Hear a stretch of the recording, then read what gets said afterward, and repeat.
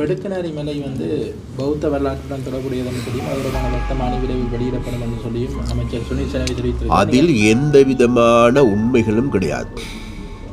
அதாவது ஒரு சில அந்த தோல்வியடைந்த அரசியல்வாதிகள் அந்த சுற்றுமாற்றத்தினுடைய சூத்திரத்தை கையாளுகின்ற நபராக இருக்கின்ற வடக்கில் இருந்து கொண்டு தனது கைங்கரியத்தை செய்கின்ற தனது எழுத்தாற்றல் இருக்கலாம், ஊடகத்துறையில் அறிவு இருக்கலாம்.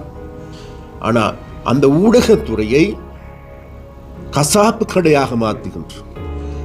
கடையாக மாற்றுகின்ற எண்ணத்தில் இருந்து செயல்படுகின்ற நபருடைய பத்திரிகையிலேயே இவ்வாறான செய்திகள் வெளிவந்திருக்கும்.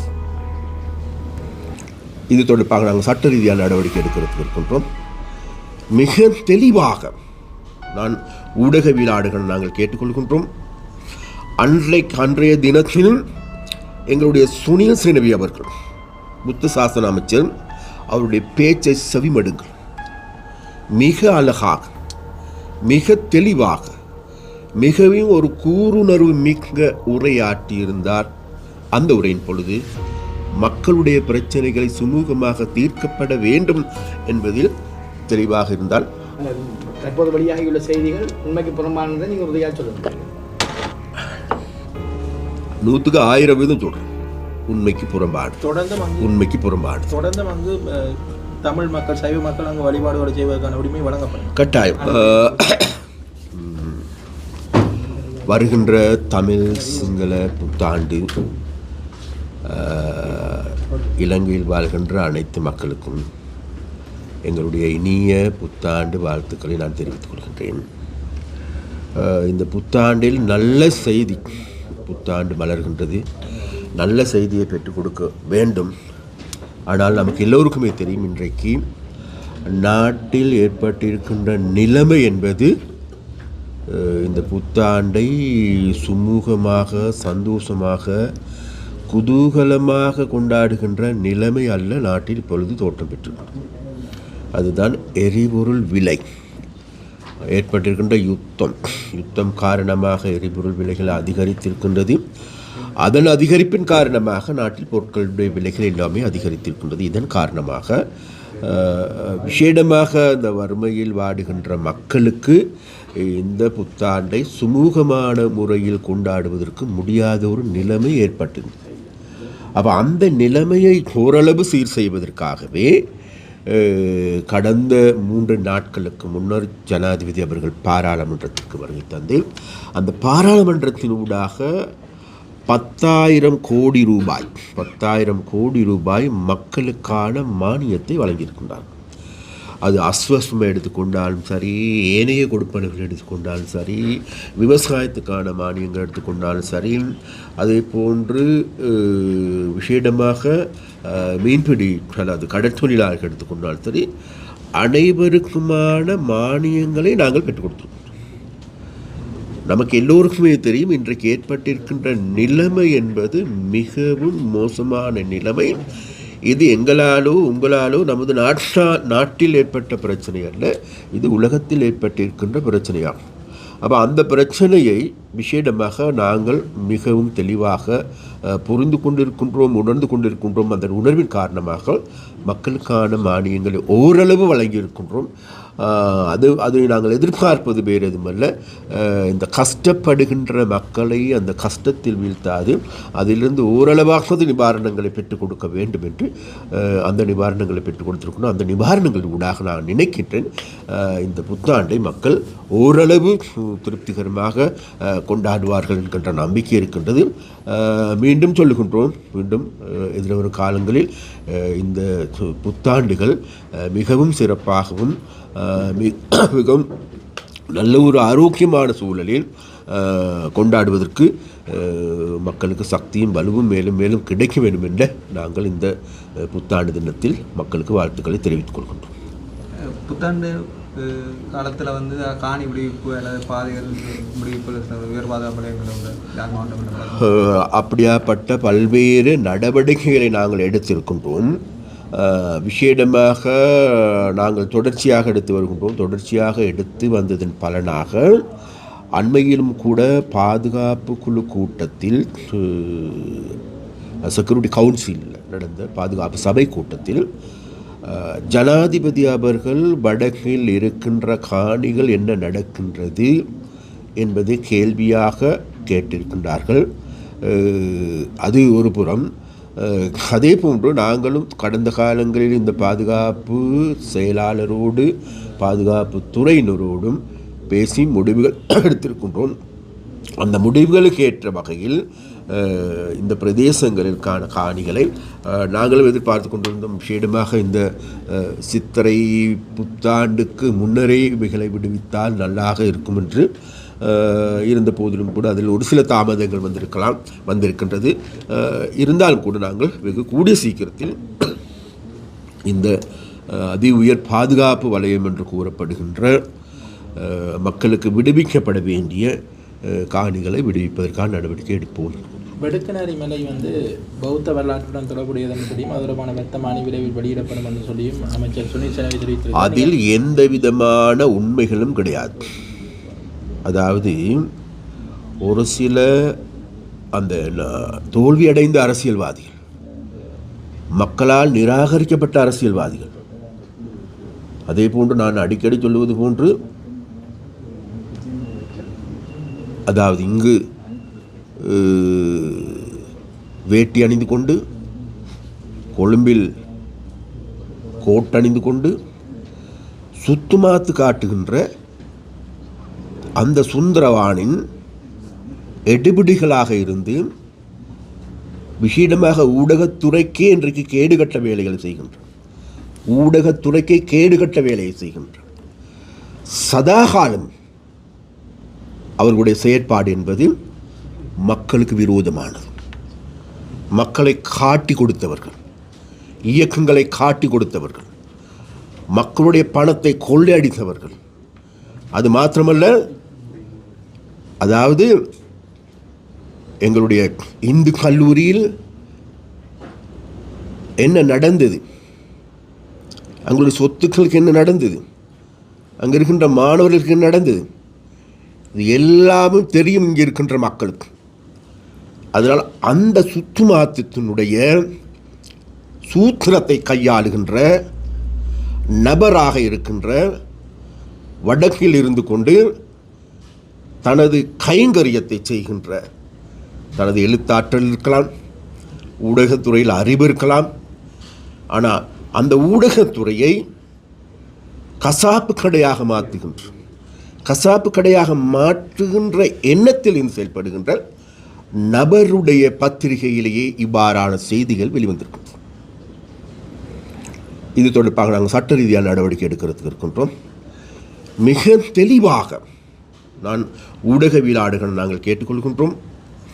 அன்றைய தினத்திலும் எங்களுடைய சுனில் செனவி அவர்கள், புத்த சாசன அமைச்சர், அவருடைய பேச்சை செவிமடுங்கள். மிக அழகாக, மிக தெளிவாக, மிகவும் ஒரு கூருணர்வு மிக்க உரையாற்றியிருந்தார். அந்த உரையின் பொழுது மக்களுடைய பிரச்சனைகளை சுமூகமாக தீர்க்கப்பட வேண்டும் என்பதில் தெளிவாக இருந்தால், அதனால் அவர்களுடைய கூட்டு பொய்யானது என்பது நாங்கள் சட்ட ரீதியான நடவடிக்கை ஊடாகவும் தெரிவிக்கப் போகின்றோம். அதே நேரத்தில் மக்களுக்கும் நன்றாக தெரியும். அவராயின் அந்த தற்போது வெளியாகியுள்ள செய்திகள் உண்மைக்கு புறம்பானதை நீங்கள் உறுதியாக சொல்லுங்கள். 100க்கு 1000% சொல்கிறேன். உண்மைக்கு புறம்பாடு, உண்மைக்கு புறம்பாடு. தொடர்ந்து தமிழ் மக்கள், சைவ மக்கள் அங்கே வழிபாடுகளை செய்வதற்கான உரிமை வழங்கப்படும் கட்டாயம். அந்த பிரதேசம், அதாவது தமிழோ சிங்களமோ முஸ்லீமோ, இந்த மக்களுக்கான இன முரண்பாடுகளை, மத முரண்பாடுகளை ஏற்படுத்தி கொள்ள வேண்டிய தேவை இருப்பது வேறு யாருக்கும் அல்ல, இங்கிருக்கின்ற அரசியல்வாதிகளுக்கும், அதே போன்று அங்கு இருக்கின்ற ராஜபக்சாக்களுடைய அரசியல்வாதிகளுக்கும். இந்த 2 கும்பலுக்குமே தேவையாக இருக்கின்றது இனவாதம். இனவாதம் தான் அவர்களுடைய இறுதி தங்குமிடம் எங்குவென்றால், இறுதியாக இருக்கின்ற அம்பலம் அவர்களுடைய வேறு எதுவுமில்லை, இனவாதம், மதவாதம். அப்போ அந்த மதவாதத்தை தூண்டுகின்ற, தமிழ் மக்களை சூடேற்றி எதிர்வரு காலங்களில் இடம்பெறுகின்ற இந்த மாகாண சபையில் எப்படியாவது தமிழ் மக்களுடைய இனவெறியை தூண்டி தமிழ் மக்களுடைய பாதுகாவலர்கள் நாங்கள் என்று கூறிக்கொண்டு அந்த சுற்றுமாத்து செய்கின்ற வேலையை இவர்கள் வெற்றி பெறலாம் என்று எண்ணுகின்ற செயற்பாடே தவிர வேறு எதுவும் கிடையாது. நிலக்கரி கொள்ளுணர்வு தொடர்பாக 2009 முதல் அதில் இடம்பெற்ற முறைகேடு தொடர்பாக விசாரணை செய்வதற்கான முயற்சிகள் நடைபெற்று வருவதாக நிச்சயமாக நேற்று இது சம்பந்தமாக நிலக்கரி சம்பந்தமான அல்லது அதனுடைய அமைச்சருக்கு எதிரான நம்பிக்கையில்லா பிரேரணை கொண்டு வரப்பட்டது. அந்த நம்பிக்கையில்லா பிரேரணை நாங்கள் மிக தெளிவாக சொல்லுகின்றோம். இலங்கையில் வாழ்கின்ற மக்கள், எங்களுடைய அரசாங்கம் அனுரத் குமார திசாநாயக் அவர்களுடைய ஜனாதிபதியாக இருக்கின்ற அரசாங்கம், எங்களுடைய அமைச்சு, எந்த ஒரு அமைச்சரும் லஞ்ச ஊழல் மோசடியில் ஈடுபட மாட்டார்கள். ஏனென்று நாங்கள் கூட்டாக செயல்படுகின்ற ஒரு டீம் ஒர்க் செய்கின்ற அரசாங்கம். எங்களுடைய அமைச்சு என்பது தனிநபர்களுடைய முடிவு அல்ல, ஒட்டுமொத்த எங்களுடைய அமைச்சகத்தினுடைய முடிவு. அதில் ஜனாதிபதியும் பிரதானியாக இருக்கின்றார். அதனால் எங்களுக்கு மிக தெளிவாக தெரியும், இந்த நிலக்கரி சம்பந்தமான பிரச்சனையில் அதற்குரிய அமைச்சர் ஜெயக்குடி அவர்கள் ஊழலில் ஈடுபடவில்லை என்பது எங்களுக்கு நன்றாக தெரியும். அதே நேரத்தில் இறக்குமதி செய்யப்பட்ட அந்த நிலக்கரியில் ஒரு சில தரக்குறைவான நிலக்கரி இருப்பதாக இன்றைக்கு ஊர்ஜிதமாகியிருக்கின்றது. அவ்வாறு ஊர்ஜிதமாக்கப்பட்டதன் பிறகு அதற்கான நடவடிக்கைகளை எடுப்பதற்கு நாங்கள் தீர்மானித்தோம். அவர்கள் கடந்த காலங்களில் அதாவது இதில் பரிசோதனை செய்வதற்கு பரிசோதனை கூடங்கள் ஊடாக இதை பரிசோதனை செய்து கொள்ள வேண்டும். அவர்களால் முன்மொழியப்பட்டிருக்கின்ற பரிசோதனை நிலையங்கள் அது இந்தியாவில் இருக்கின்றது, இந்தோனேஷியாவில் இருக்கின்றது. அவைகளுக்கும் நாங்கள் பரிசோதனை செய்தோம். பரிசோதனை கூடங்கள் அதில் பாஸ் ஆகியிருக்கிறது, தேர்ச்சடைந்திருக்கிறது. அதற்கெல்லாம் அப்பால் எங்களுடைய அரசாங்கம் தனியாக மேலதிகமாகவும் கூட ஆஸ்திரேலியாவுக்கு அனுப்பி ஆஸ்திரேலியாவிலும் கூட அந்த பரிசோதனை கூடத்தில் இந்த நிலக்கரியில் தரக்குறைவான நிலக்கரியா என்பது தொடர்பாக ஆய்வுகள் செய்திருக்கின்றோம். அதனால் எங்களுடைய அரசாங்கம் மிக தெளிவாக இருக்கின்றது. எங்களால் எந்த விதமான பிரச்சனை ஏற்படவில்லை. அவ்வாறு பிரச்சனைகள் ஏற்பட்ட பொழுது அந்த பிரச்சனைகளுக்கான காரணத்தை நான் கண்டுகொண்ட பிறகு அந்த இறக்குமதியாளரிடமிருந்து அதாவது தரக்குறைவாக கொண்டு வரப்பட்டிருக்குமாக இருந்தால் நிலக்கரி, அதற்கான நட்டேடுகளும் அவர்கள் ஊடாகவே பெற்றுக்கொள்ள முடியும் என்று அந்த அவர்களுடைய சட்டத்திலேயே அல்லது அந்த உறுதிமொழியும் கூட வழங்கப்பட்டிருக்கிறது ஒன்று.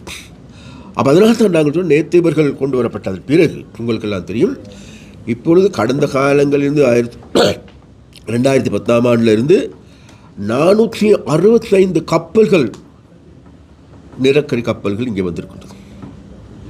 13 கப்பலுடைய பிரச்சனை தான் இன்றைக்கி பேசப்படுது. அதனால் நாங்கள் இன்றைக்கு தீர்மானித்திருக்கின்றோம், அதாவது ஓய்வு பெற்ற நீதியரசர்கள் மூலமாக கடந்த 465 கப்பலில் கொண்டு வரப்பட்ட நிலக்கரிகள் தொடர்பாக பூரணமான ஒன்றை ஆய்வு செய்வதற்கு ஜனாதிபதியுடைய விசேட குழு ஒன்றை நியமித்திருக்கின்றோம். அதன் மூலமாக கடந்த காலத்தினுடைய விளையாட்டுகள்லாம் வெளிவரும் என்பதையும் கூறிக்கொள்ள விரும்பும். ஒன்று. இரண்டாவது, இந்த நிலக்கரி என்பது பெரிய மாப்பியா. அப்போ இதனால் வரைக்கும் இதனுடைய ராஜாங்கத்தை அமைத்துக் கொண்டிருந்த ஒரு சில ராஜாக்கள் தான் இருந்தார்கள். இப்பொழுது அந்த ராஜாக்களுடைய ராஜாங்கம் உடைக்கப்பட்டிருக்கிறது. இன்றைக்கு இந்த நிலக்கரி கொண்டு வருவதற்கு 16 பேர் கொண்ட பெரிய ஒரு கம்பெனிஸ் வந்து கலந்து கொள்கின்றார்கள். இதற்கு முன்னர் எடுத்துக்கொண்ட இந்த நிலக்கரி கொண்டு வருவது ஒன்று அல்லது 2 கம்பெனிகளுடைய கைமாறி கொண்டிருந்த ராஜாங்கம் இன்றைக்கு உடைக்கப்பட்டிருப்பதன் காரணமாகவும் இவ்வாறான குற்றச்சாட்டுகள் வருவது இயற்கையாகும். இந்த நிலக்கரி முறைகேடு தொடர்பான விசாரணைக்கு வந்து கடந்த காலங்களில் வந்து முன்னாள் பிரதான நீதியரசர்களை தான் நியமிக்கிறாங்க. தற்போதுள்ள நீதியரசரையை நியமிப்பதற்கான நடவடிக்கைகள் எடுக்கப்பட்டு கூறப்படுது. இறுதியான நான் சொல்லவில்லை, அதாவது நேற்று முடிவெடுத்திருக்கின்றோம். ஓய்வு பெற்ற நீதியரசர்கள் மூலமாக, நீதிபதிகள் மூலமாக விசாரிக்கப்படும். இன்னமும் கூட அதற்கான பெயர் லிஸ்ட் அல்லது அதற்கான பட்டியல் நம் விடவில்லை. எதிர்வரும் காலங்களில் எதிர்வரும் வாரங்களில் தெரிய வரும். இந்த எரிபொருள் நெருக்கடிக்கு பின்னர் இந்த கடற்றொழிலாளர்களுக்கு வந்து மானியம் கொடுப்பதாக பேசப்பட்டது. அது சம்பந்தமான நடவடிக்கை என்ன நடந்தது? இப்பொழுது மானியம் கொடுக்கப்பட்டிருக்கு. அதாவது சிறிய படகுகளுக்கு ஒரு நாளைக்கு 25 லிட்டருக்கு 50 ரூபாய் படி மானியம் வழங்கப்படுகின்றது. 25 நாட்களுக்கு வழங்கப்படுகின்றது. அது 3 மாதங்களுக்கு அவர்களுக்கு 25 லிட்டர் படி 50 ரூபாய் மானியம். அது 25 நாட்களுக்கு வழங்கப்படுகின்றது. மல்டிடே போட்ஸ் 1,50,000 கொடுக்கும். அதனால் வேண்டி கடற்தொழிலாளர்களுக்கு எங்களால் முடியுமான, அதாவது மேலதிகமாக கொடுக்க முடியுமாக இருந்தால் நல்லம், அதை நாங்கள் கன்சிடர் பண்ணி கொண்டு செல்கின்றோம். இருந்த போதிலும் கூட அதற்கும் நாங்கள் ஆரம்ப கட்ட வேலைகள் செய்திருக்கின்றோம்.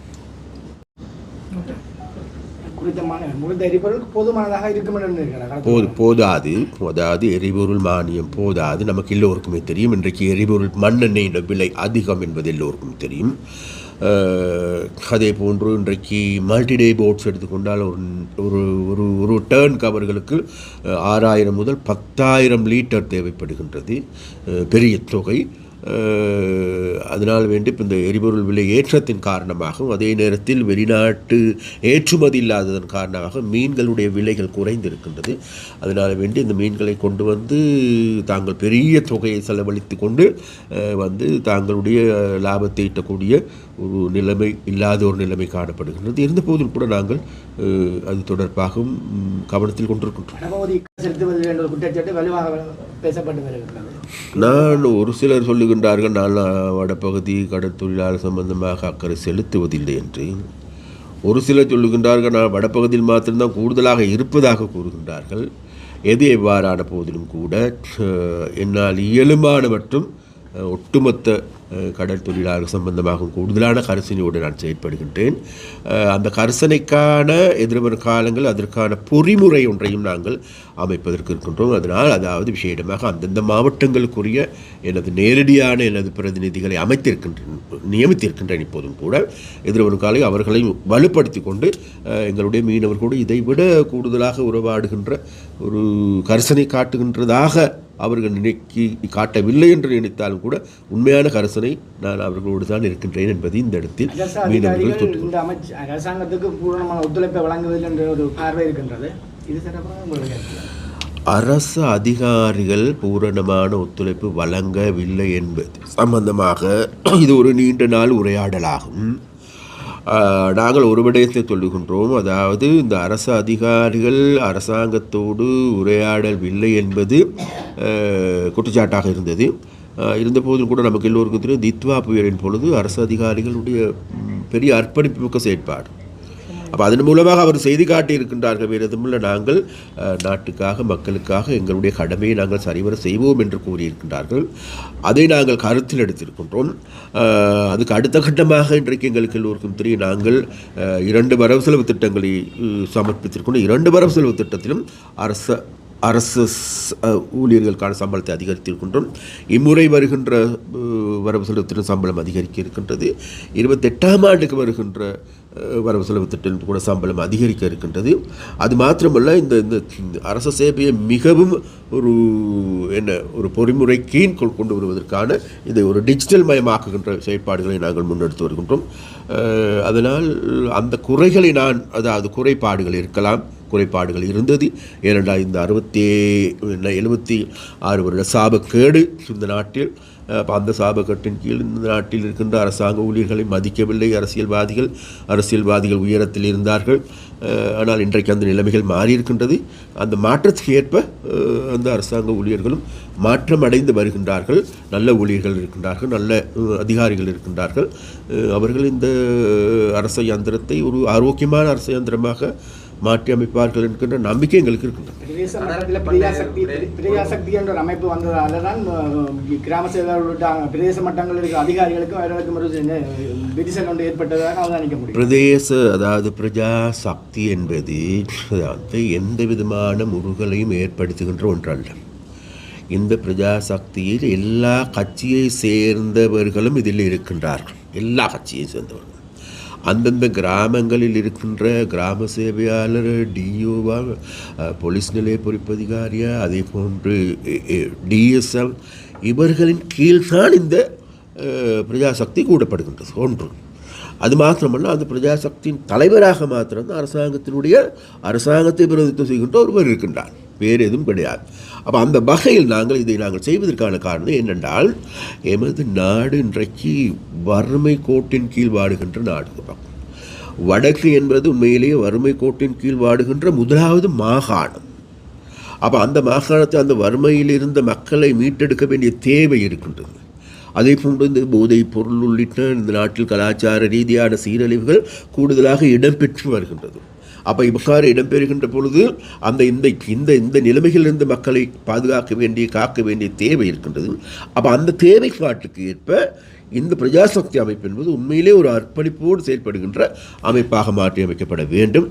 அதனால் எதிர்கட்சிகள் கூறுகின்ற அல்லது இங்கே இருக்கின்ற அரசியல் கட்சிகள் கூறுகின்ற அந்த பிரஜாசக்தி சம்பந்தமான எந்த விதமான குற்றச்சாட்டுகளும் ஆதாரமற்ற குற்றச்சாட்டு.